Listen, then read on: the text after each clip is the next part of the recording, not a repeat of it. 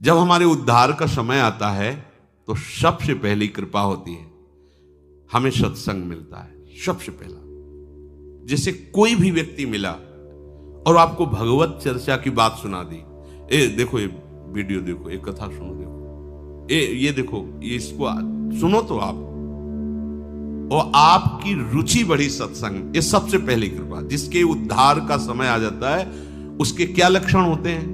तो बोले सबसे पहले उसे सत्संग में रुचि होती है, सत्संग श्रवण में। साधुओं में श्रद्धा की बात नहीं कही गई, सत्संग में, भगवद वार्ता में उसकी रुचि होती है। अच्छा, सुनने लगा, सुनने की थोड़ी सी रुचि हुई, अब उस रुचि ने क्या किया? दूसरा सोपान, अब उसको लगता है कि मुझे भगवान की शरण में होकर भजन करना चाहिए। उसके अंदर प्रभु में अपनापन करने की, समर्पण होने की वृत्ति उदय होती है। बढ़िया क्रम है। सबसे पहले जिसका उद्धार होना होता है तो उसको सत्संग मिलता है, किसी भी व्यक्ति के द्वारा। ऐसा नहीं कि वो साधु के द्वारा ही, किसी पुस्तिका के द्वारा, किसी ग्रंथ के द्वारा, किसी प्रवचन के द्वारा, उसको किसी संत पर श्रद्धा की बात नहीं कही जा रही। वो भगवत चर्चा श्रवण की, कोई कथावाचक, कोई रासाचार्य, किसी से भी उसे भगवत संबंधी वार्ता सुनने को मिली, आकर्षण उसका हुआ।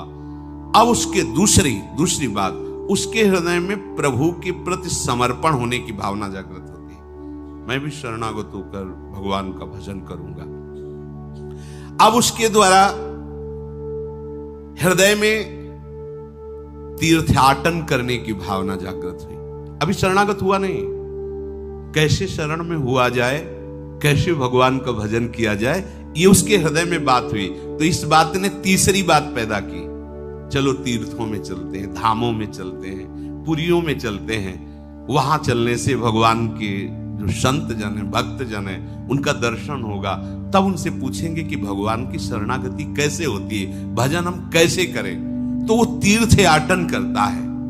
तीर्थ याटन से उसके हृदय में पवित्रता आती है। तब उस पवित्रता से वो महत् सेवयम, साधु महात्माओं की सेवा करने का भाव उसके जागृत होता है।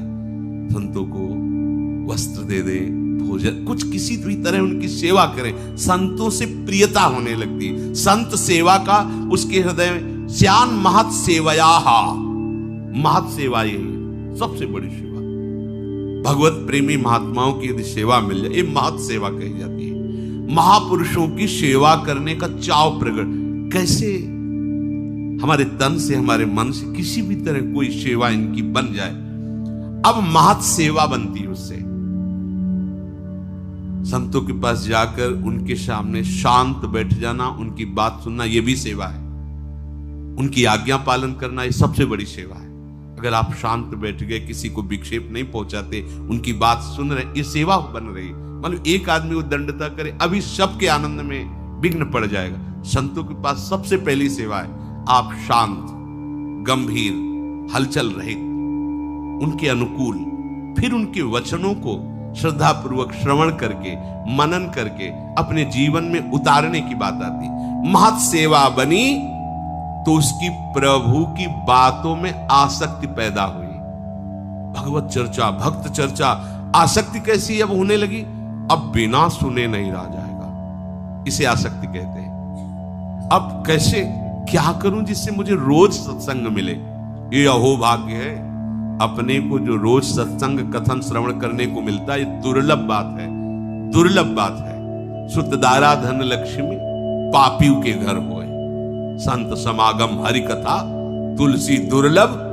तो ये दुर्लभ बात, महत् सेवा से उसके हृदय में भगवत चर्चा सुनने की आसक्ति पैदा हो गई। अब पहले आसक्ति नहीं होती, सुन करके वो भगवान की शरण में होने की बात आई। शरण कैसे हुआ जाता है, इसके लिए तीर्थ याटन किया, हृदय पवित्र हुआ, साधु समागम हुआ, संत सेवा, महत् सेवायाम, संतों की सेवा बनी उसके हृदय में। अब सत्संग के प्रति आसक्ति हो गई। अब कुछ भी हो, सत्संग के बिना हम नहीं जी सकते। अब समझ लो, आप बिल्कुल नजदीक पहुंच रहे हो।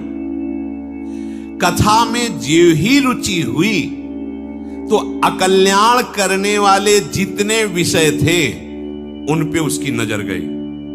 काम, क्रोध, लोभ, ये जितनी उत्तेजनाएं थी, जो ये बुरे वेग थे जिनके कारण वो माया में गिर रहा था, उस पर नजर गई उसकी कि अरे मैं इनको सुख समझ रहा था और ये हमें नष्ट कर रहे हैं। अब उनके वो हर सलाह को काटने की बात उसके मन में आई।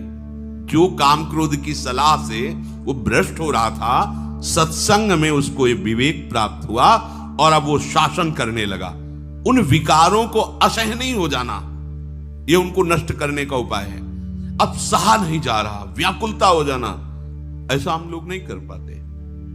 हम लोग बहुत छुपा के अपने हृदय में उनको रखते हैं, तो इसीलिए वो बने हुए हैं। जिस दिन आप व्याकुल हो गए, अरे ये दुष्ट मुझे कितना नष्ट, भयभीत हो जाएगा वो। सच्ची मानिए, तुम इतने बल से बलवान हो कि तुम्हें काम परास्त कर दे, ऐसा नहीं हो सकता। तुम अपने बल को देख नहीं पा रहे हो। मेरे बल सी वृंदावन रानी, महारानी जी की तरफ देखो, फिर देखे तुम्हें कौन देखता है बुरी नजर से। न काम, न क्रोध, न लोभ, न मोह, न मद, न मत्सर। हम क्या करते हैं? महारानी जी की तरफ पीठ किए हुए और इनकी तरफ नजर किए और इनका स्वागत करते हैं। लगता है इनसे हमें सुख मिलता है, इसीलिए बने हुए हैं। सत्संग, सत सेवा अर्थात साधु सेवा से जो सत्संग में रुचि हुई, उसने क्या किया? अनर्थ निवृत्ति कर दी। एक एक छांट छांट कर अपने मन के सारे दोष, अच्छा ये है हटाओ इसको, अब ये है हटाओ इसको। जितने विकार थे वो सब सत्संग के प्रभाव। रोज जलोगे आप, सत्संग सुन रहे हो, रोज जो आपके अंदर गंदगी है, गंदे विचार हैं, गलती है, वो आपको यहां बैठे बैठे जलाएगी। मैं कब निकल पाऊंगा इससे, मैं कैसे दूर कर पाऊंगा? ये सत्संग का प्रभाव होता है। अब कुछ लोग ऐसे भी होते हैं कि वो बांस की तरह होते हैं। बांस में कितनी भी जल वर्षा हो, खूब गाय के गोबर की खाद लगा दो, कभी उसमें फल नहीं लगेगा, पक्का। चाहे गुरु मिले बिरंच सम, फूले फरे न बेत, बरसे सुधा जल सम। अमृत वर्षा करे तो भी बेत बांस में फूल फल नहीं लगेंगे।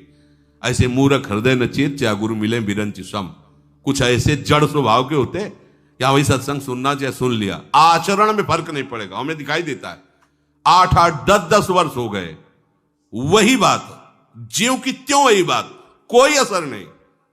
बेत हैं ये, सुधरने वाले नहीं। अरे भाई, सुना इसीलिए जाता है कि जो हमारी गलतियां हैं उनका हम त्याग करें। तो जो जिसका अब आखिरी जन्म है, ये जो क्रम आपको बता रहे हैं, पहले भगवद वार्ता सुनी, प्रभु के शरणागत होने का भाव आया, इसलिए तीर्थयाटन धाम यात्राएं शुरू की, संत समागम हुआ, संत सेवा बनी, हृदय में प्रभु के प्रति आसक्ति हुई, उनकी चर्चा सुनने की, सत्संग का प्रभाव छाया।